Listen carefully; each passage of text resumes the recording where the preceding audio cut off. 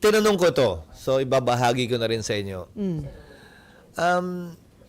Pwedeng sumumpa sa kanyang bagong tungkulin bilang mayor muli si Pangulong Duterte Ng Davao. sa pamamagitan ng ating consular office doon. Meron tayong tinatawag kaugnayan ng Consular Commission na consular visit. Pwede siyang puntahan kung papayagan niya at hihilingin niya ng ating consular officials para manumpa siya sa harap nila bilang mayor. Subalit, kung hindi siya makakauwi for circumstances or reasons beyond his control dahil nga nakadete na siya sa The Hague, ayon sa local government code, ang papalit ay ang vice mayor. Sa kasong ito, si Mayor Baste Yung anak. Duterte.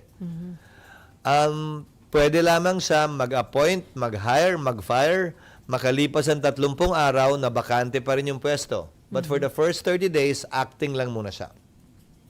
Pero may nakatalaga ng proseso para dyan. Hindi na kailangan mag-imbento pa ng gagawin dyan. Pwedeng magawa lahat yan. So may mga nag-iisip siguro, kailangan ba niyang lumabas pa, magpunta sa embahada, sa konsulado para sumumpa? Hindi. Pwede siyang puntahan at pwede siyang mapanumpa sa harap ng isa sa ating embassy at consular officials kung hihilingin niya. Dahil ang consular visit ay pwede lamang kapag hiniling nung nasasakdal o akusado. Hindi siya pwedeng persahang puntahan kung saan siya nakadetina kung ayaw niya. Karapatan niya yon sang-ayon sa rules ng The Hague. So may proseso naman yon.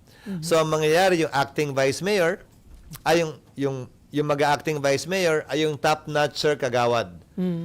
By ratio and proportion dun sa 3 distrito ng Davao. So titingnan ng kada distrito kung sino may pinakamataas na ratio and proportion vote. Hindi automatic yung may pinakamadaming boto ha.